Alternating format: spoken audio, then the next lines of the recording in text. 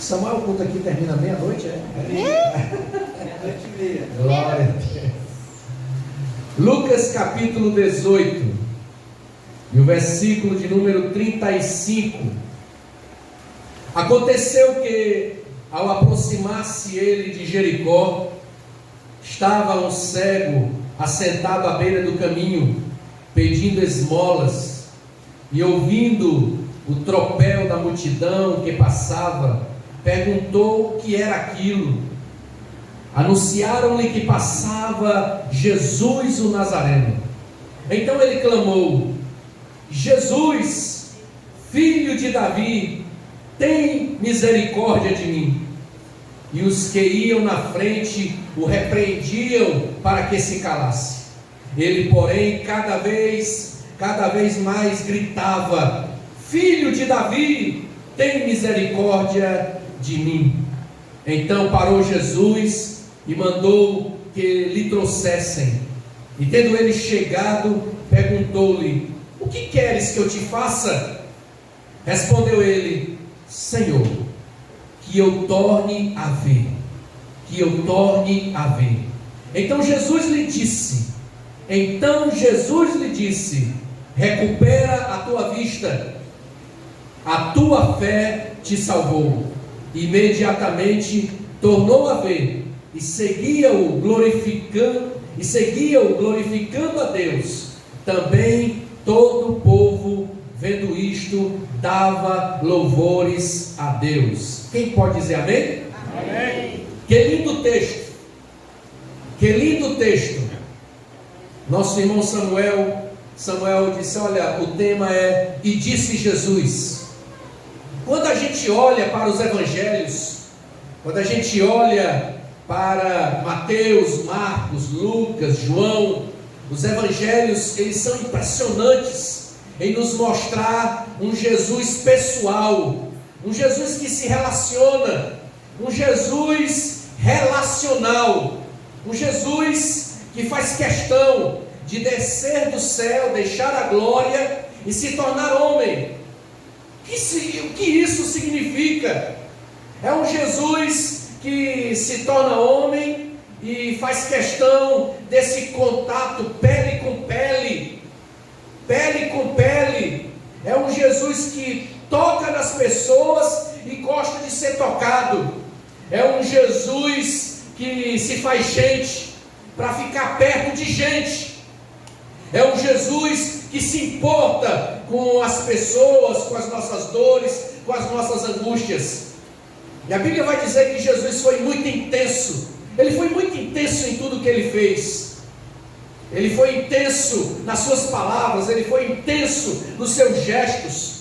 E nessa noite nós vamos nos alegrar com esse Jesus pessoal. E eu quero dizer nessa noite, em alto e bom som, eu acredito que Jesus está aqui nessa noite. Alguém diz amém? Amém. A Bíblia diz que onde estiverem 2 ou 3 reunidos no seu nome, Ele está presente. Ele está presente. Então abra seu coração.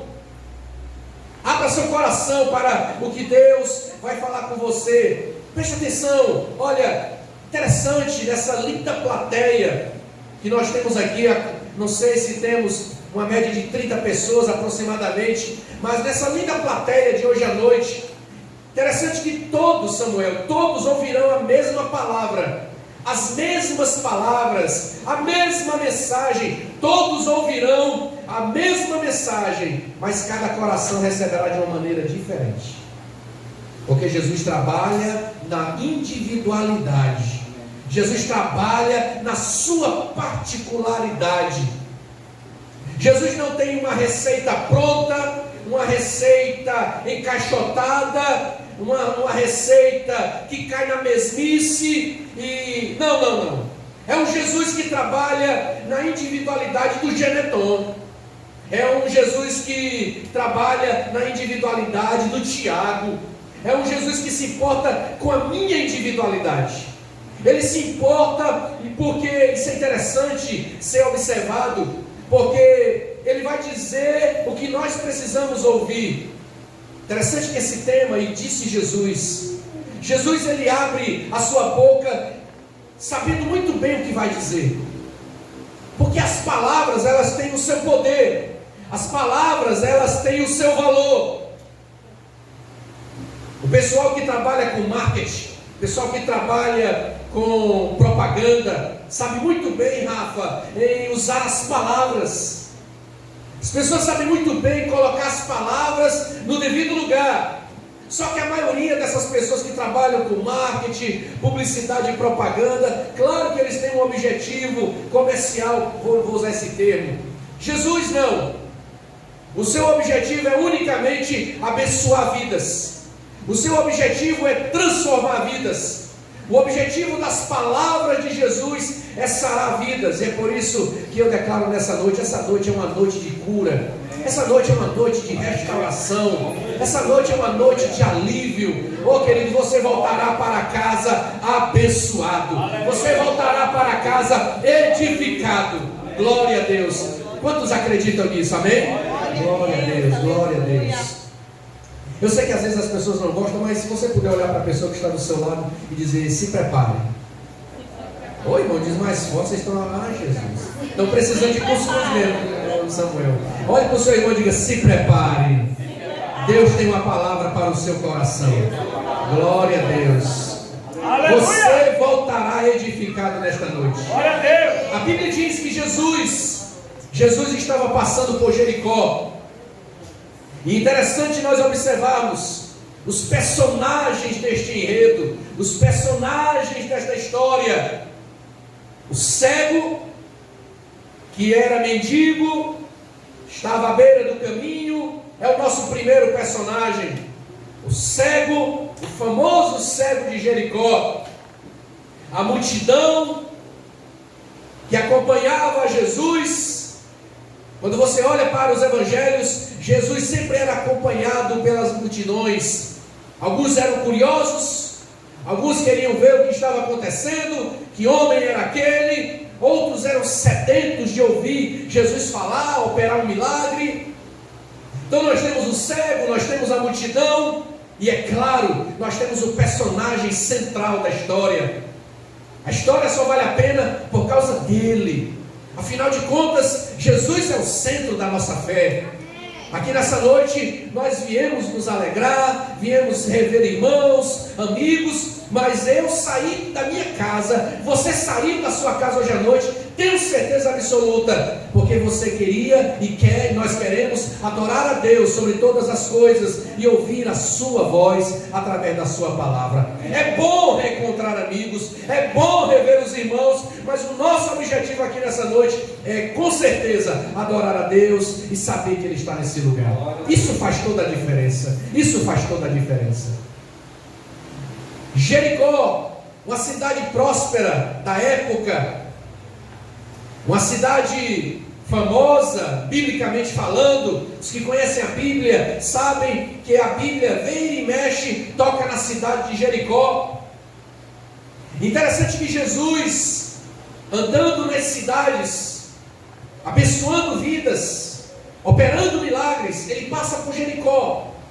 Ele está acompanhado de multidões. Nós vivemos um tempo, quem é que não gosta? Os famosos curtem as multidões.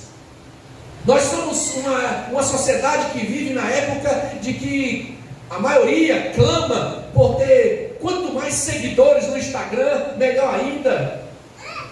Às vezes nós avaliamos as pessoas pela quantidade de seguidores que tem no Instagram. Oh, fulano tem 1 milhão de seguidores. Ah, rapaz, eu queria ser igual ao irmão Samuel. Ele tem 10 milhões de seguidores no Instagram. Meu Deus.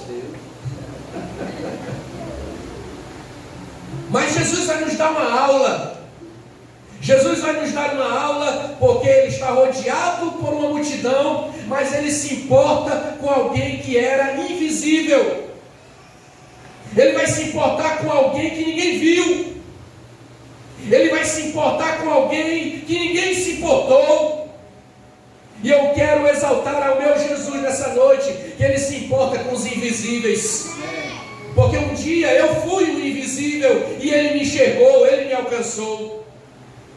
Jesus olha para a multidão, ela é carente, uma palavra, ele é carente de um milagre, mas ele também sabe parar por um momento. E com todo respeito à multidão, ele deixa a multidão de um lado por um momento e vai cuidar de um ser. Porque na verdade, nós todos estamos juntos aqui, eu diria, somos uma multidão, uma pequena multidão, somos um grupo de 30 pessoas, mas nós temos a nossa particularidade. É no travesseiro da vida que nós choramos, sim ou não?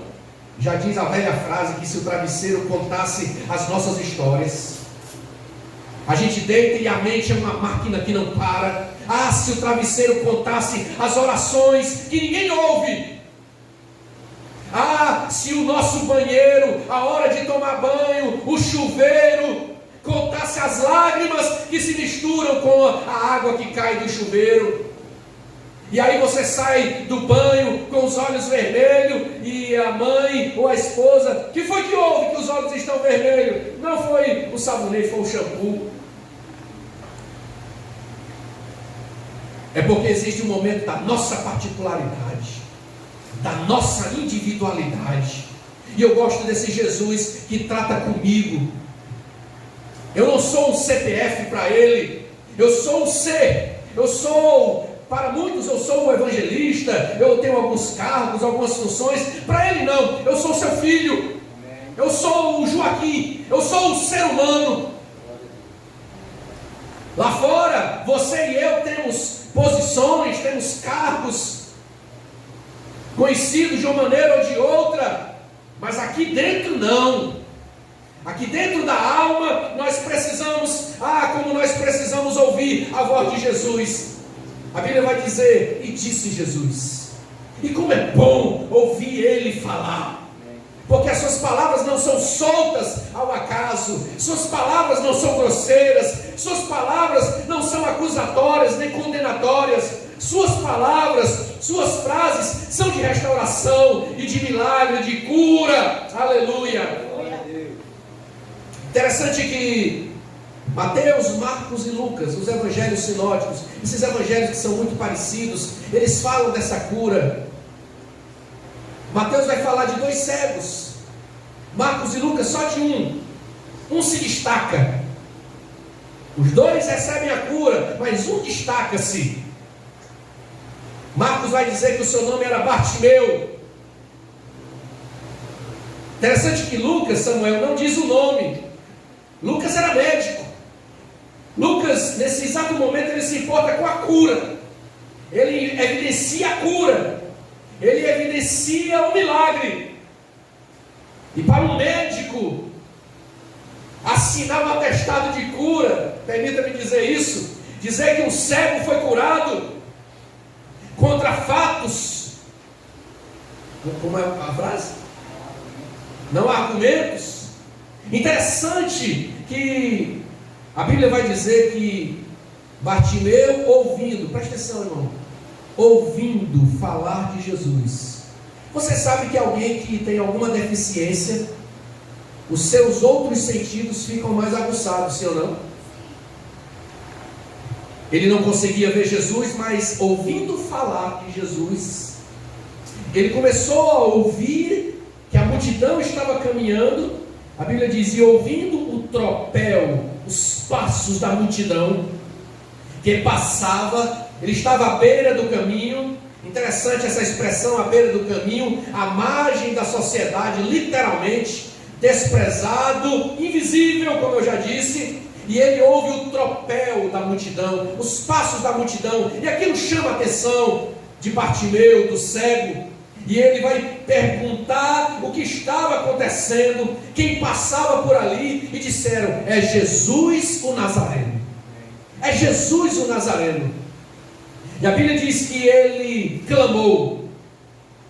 Eu disse agora há pouco que alguém que tem algum problema, alguma deficiência, esse homem era cego, sua audição foi aguçada e ele começa a clamar. Ele começa a usar o que ele tinha, audição e voz. Ele começa a usar as ferramentas que ele tinha, porque ele não poderia perder a oportunidade. E a Bíblia diz que ele começa a clamar em voz alta: Jesus, filho de Davi, tem misericórdia de mim. Aquele homem, quantas vezes a sua voz for ouvida pedindo esmola?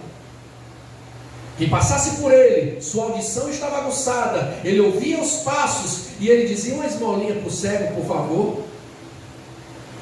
Tem compaixão de mim, tem misericórdia de mim, me ajuda. Uma esmolinha, quem sabe, eu estou usando o nosso termo cearenseis. Mas ele clamava, ele pedia ajuda, era o seu sustento.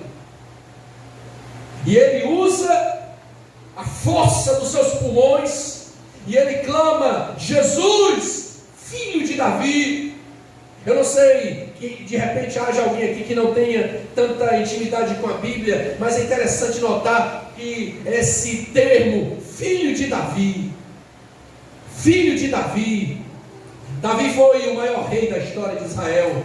E quando o cego declara filho de Davi, ele está reconhecendo que Jesus é o grande rei, que Jesus é o Messias prometido. Ele está reconhecendo a autoridade, ele está reconhecendo que Jesus seria o seu grande libertador, não um rei político, mas o rei salvador, E ele continua clamando: Jesus, filho de Davi. Interessante, irmãos, que a multidão acompanhava Jesus, mas a Bíblia, quando eu leio Mateus, quando eu leio Marcos, quando eu leio Lucas, escute só, irmão, me faz entender que este cego, na verdade, foi o único que viu Jesus de verdade. Entende, né? Quando ele admite, quando ele clama, quando ele rasga o coração para Jesus, a multidão seguia Jesus, mas o clamor que ecoou, o clamor que chamou a atenção, foi de um marginalizado, foi de um invisível, foi de um doente, de um cego fisicamente, mas na sua alma, aqui dentro, ele clamou: filho de Davi. Ou seja, ele poderia não ver Jesus fisicamente, mas aqui dentro ele já estava enxergando a luz da salvação. Ele já estava enxergando quem poderia mudar a sua história. E a multidão começou a repreendê-lo. Os irmãos que conhecem a Bíblia sabem, esse texto é clássico. E esse texto vai dizer que repreendiam: cala-te. Repreendiam, estava os gritos daquele homem, o clamor daquele homem estava incomodando. E você sabe de qual é salteado que quando a gente quer servir a Deus de verdade, sempre existem os incomodados. Sim ou não? Fulano decidiu servir a Deus de verdade, endoidou. Ele decidiu ir para a igreja, ele decidiu mudar de vida. Os incomodados sempre existem, mas só sabe o valor da cura quem esteve doente. Só sabe o valor da liberdade quem um dia esteve preso. Alguém concorda comigo? Repreenderam Bartimeu, o cego, para que ele se calasse. E a pergunta básica é: eu já sei da sua resposta, ele se calou? Ele se calou? Não! A Bíblia diz que cada vez mais alto ele gritava: Jesus, filho de Davi, tem misericórdia de mim. Por que ele gritava cada vez mais alto? Porque quem precisa de um milagre não se preocupa com o que vão falar da sua vida. Quem precisa de um milagre não se preocupa com a sua dignidade. Ele gritava: Jesus, Jesus, filho de Davi, tem misericórdia de mim. Havia um grito na alma daquele homem. Interessante que a Bíblia vai dizer que Jesus parou. Jesus parou, e a Bíblia diz que Jesus mandou chamar Bartimeu. Perceba a ordem, Bruninha. O texto começa dizendo, revelando Bartimeu chamando Jesus. A ordem mudou. Já não era Bartimeu que chamava Jesus, era Jesus que estava chamando Bartimeu. Você percebe como Jesus não banaliza, não desvaloriza a tua oração? Você podia dizer um amenzinho aí? Amém? Glória a Deus. A sua oração silente, a sua oração no recôndito, né? A sua oração no quarto secreto, a sua oração angustiante, a sua oração que ninguém viu, que ninguém ouviu, é aquela oração. Quem sabe você fez essa oração hoje? Jesus, eu estou indo para a igreja e eu preciso ouvir a tua voz. Eu preciso ouvir uma palavra que cale o grito da minha alma. Eu preciso de respostas, porque eu estou cheio de interrogações, eu estou cheio de questionamentos na minha vida. Estou diante de um túnel escuro. Que caminho trilhar, o que fazer? Eu não aguento mais isso na minha vida. Se faltar energia aqui, permita-me, entenda a linguagem, a gente fica como que cego, porque a escuridão ela é terrível, a gente não enxerga nada. E na caminhada da vida, existem situações que parece-me que nos sentimos perdidos. E a solução é gritar por Jesus. Eu quero lhe estimular nesta noite a não se calar. Haverão barreiras, haverão pessoas que te estimularão a se calar.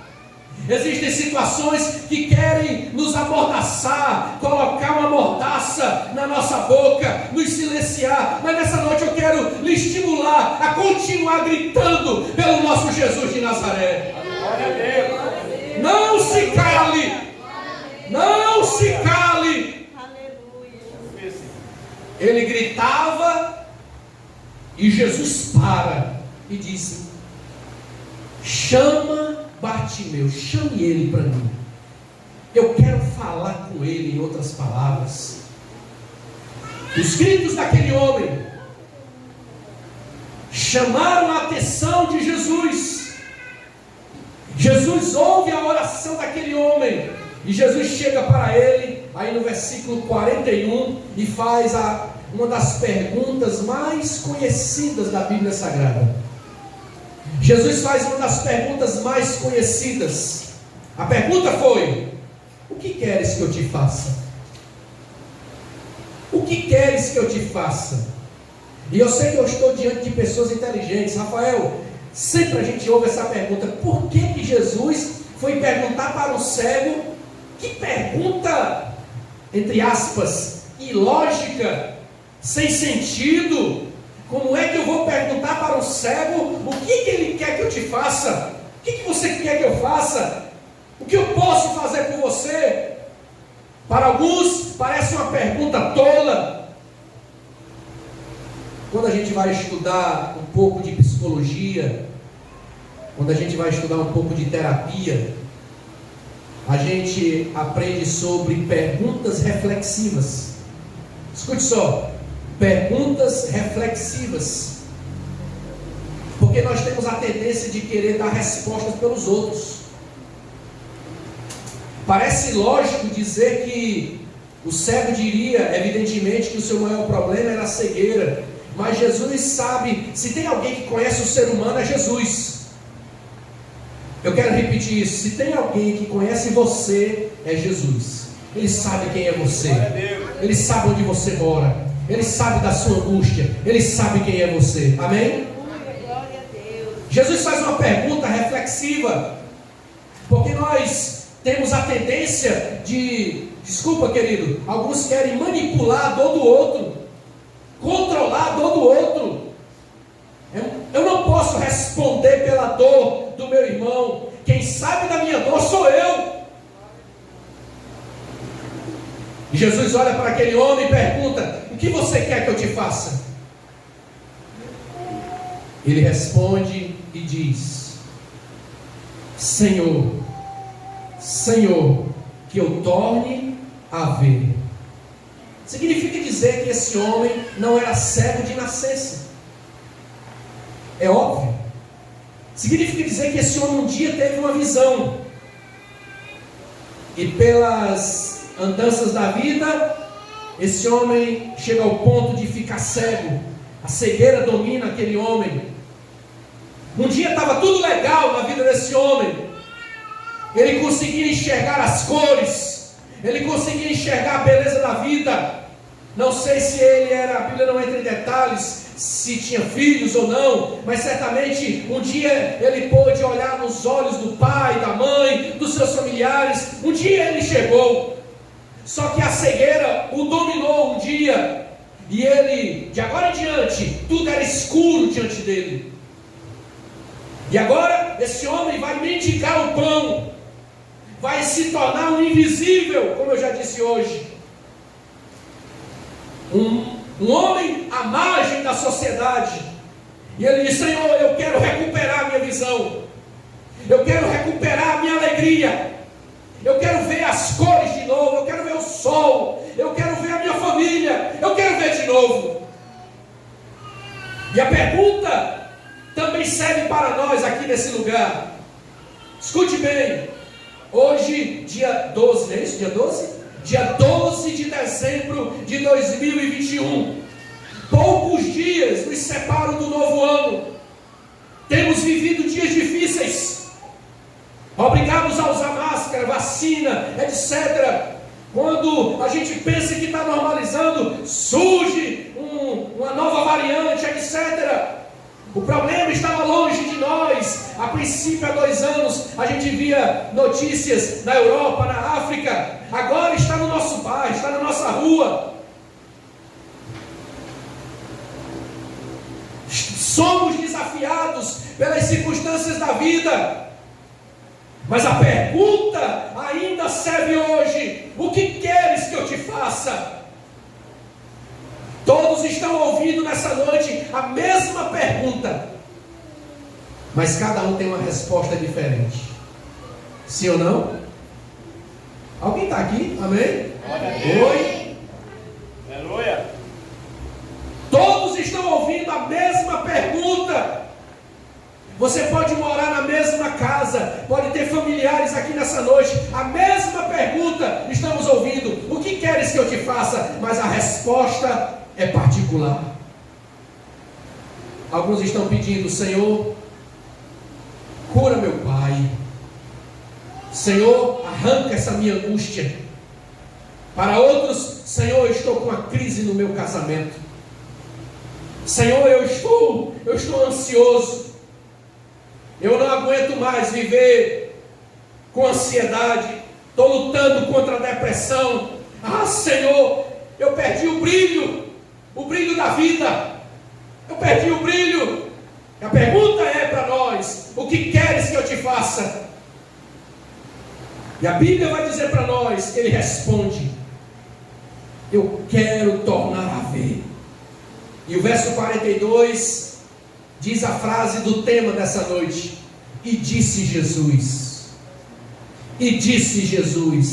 recupera a tua vista, recupera a tua vista, a tua fé te salvou, a tua fé te salvou.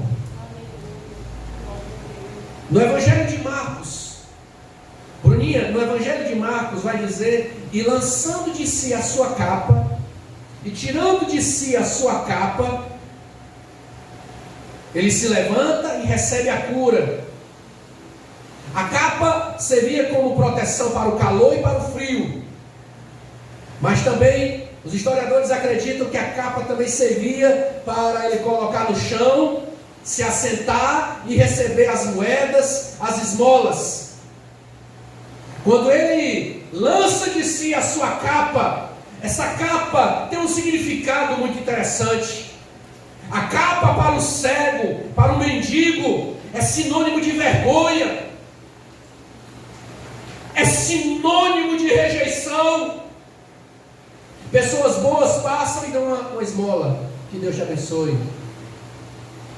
Mas existem pessoas que escarnecem, que humilham, que cospem. Acontece isso ou não? Sim, infelizmente. A capa era sinônimo de vergonha, de rejeição, de miséria, de exclusão. Mas ele lança dele essa capa. Aquela capa era como uma identidade, era como uma marca na vida daquele homem. Agora ele não precisava mais da capa da rejeição. Ô irmão, diz um amém aí, por favor. Ele não precisava mais da capa da vergonha. Aleluia. Qual é a capa que você precisa lançar fora? Qual é a capa que você precisa deixar de lado? E disse Jesus, volte a ver, recupere a sua visão. Então eu quero liberar essa palavra sobre os meus ouvintes nessa noite. Eu quero liberar essa palavra sobre essa igreja nessa noite. Volte a ver novamente. Volte a enxergar novamente. Glória a Deus. Volte a ver o impossível. Volte a ver com alegria. Volte a ver com esperança. Volte a ver nessa noite em nome de Jesus. Glória a Deus. Olhos sejam abertos aqui nessa noite. Aleluia. Mas tudo começou quando um homem decidiu deixar a vergonha de lado e gritar por Jesus. Gritar por Jesus e não se importar com aqueles que lhe humilharam. A sua oração foi ouvida e Jesus disse: a tua fé te salvou. A fé é uma chave poderosa. A fé é uma chave poderosa. O senhor e a senhora certamente deixaram a sua casa trancada para vir para a igreja. E só vai dar certo voltar e entrar se usar a chave. Eu gosto de dizer isso. A chave, Samuel, é sinônimo de autoridade.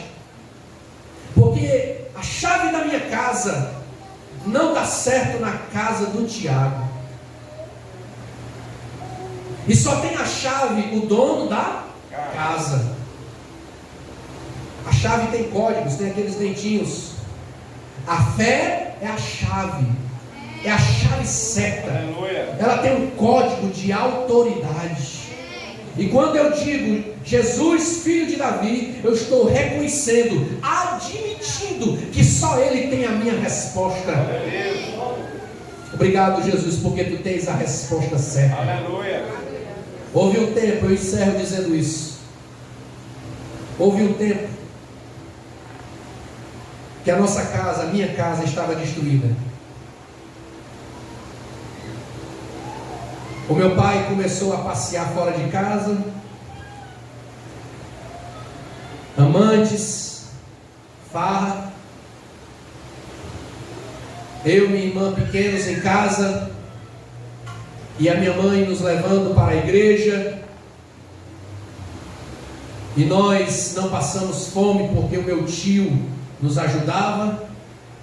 Foi a época que eu comi mais sardinha na minha vida, glória a Deus. Sardinha de manhã, sardinha de tarde, sardinha de noite. Quando a gente estava enjoado da sardinha, eu perguntava: mãe, o que é que tem? Sardinha.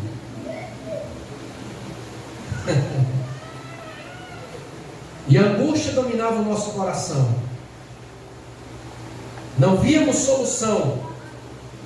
Mas um dia, o Jesus que vê os invisíveis nos enxergou. Glória a Deus. E ouvimos a palavra de Deus. Aleluia. O casamento dos meus pais foi restaurado. E mais de 34 anos eu sirvo a Jesus com muita alegria. Aleluia. Com muita alegria. Glória a Deus. Meu coração tinha mágoa do meu pai.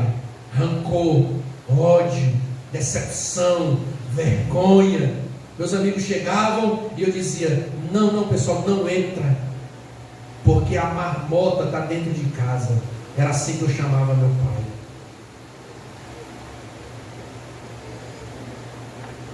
Família desestruturada. Meu pai com garfo e faca no pescoço da minha mãe. Mas eu repito, um dia o Jesus que vê os invisíveis enxergou a nossa casa, enxergou a nossa família. Glória a Deus, glória a Deus. E aí nós começamos a ouvir a voz do Senhor. Que voz linda! E disse Jesus, que voz linda. Quando Ele abre a boca, suas palavras, repito, são de restauração, são de conforto e de alento. E Ele mostra o caminho certo. Nessa noite, querido, eu não sei como você chegou aqui. Eu não sei qual a sua dor. Todos ouviram a mesma pergunta: o que queres que eu te faça? A sua resposta, qual é a sua resposta? Qual é a sua resposta nessa noite? Você está diante de Jesus, cara a cara, olho no olho, numa conversa particular, numa conversa íntima. Chegou a hora de responder: o que você quer que eu te faça? Qual é a sua resposta nessa noite? E a pergunta é reflexiva. Nós não queremos manipular a dor de ninguém, mas Ele sabe onde tratar a sua dor. Ele sabe tratar a sua dor. E aquele homem disse: eu quero ver, Senhor. Eu quero tornar a ver. Eu quero ter a minha visão restaurada. O que você precisa que seja restaurado aqui nessa noite? E quando Jesus restaura, lembra? Eu disse agora há pouco, Ele lança a capa, a identidade, a capa que era símbolo de uma identidade de rejeição. Ele não precisava mais daquilo. Além da cura, ele tem a sua dignidade restaurada, sua vida social restaurada. Ele agora poderia trabalhar, agora ele poderia exercer a sua vida com dignidade. E é isso que Jesus tem para você hoje à noite: dignidade, restauração, mas acima de tudo, salvação. Enquanto nós cantávamos, o grupo de louvor cantou aquele hino: na tempestade eu vou cantar alto e mais alto. Eu disse: glória a Deus. Olha o que eu vou pregar. O cego gritando cada vez mais alto. Eu repito, ele não se calou, porque quem precisa de milagre não se preocupa com a sua dignidade. O que ele quer é um milagre e não abre mão. Não abra mão. Não abra mão da sua restauração. Não abra mão do milagre no seu casamento. Não abra mão da restauração da sua alma. Não abra mão nessa noite. Aleluia.